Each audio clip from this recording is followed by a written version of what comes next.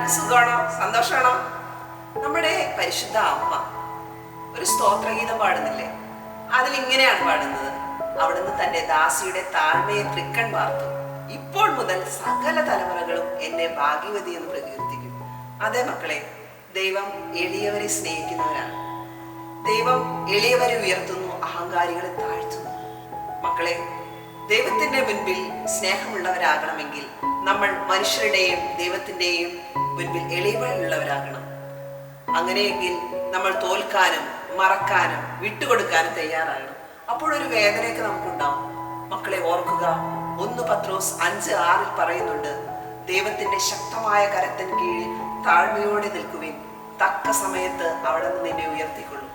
അതെ മക്കളെ, ദൈവത്തിന്റെ മുൻപിൽ ഈ ശൂന്യമായ പാത്രം പോലെ ഒന്നുമില്ലാതെ എളിമയോടെ നിൽക്കുമ്പോൾ ദൈവത്തിന്റെ ശക്തമായ കരമാണിത്.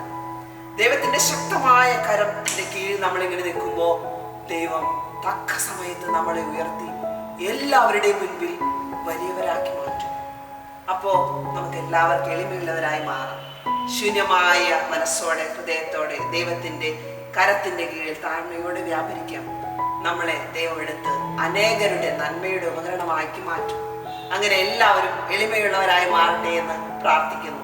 എല്ലാവരെയും ദൈവം അനുഗ്രഹിക്കട്ടെ.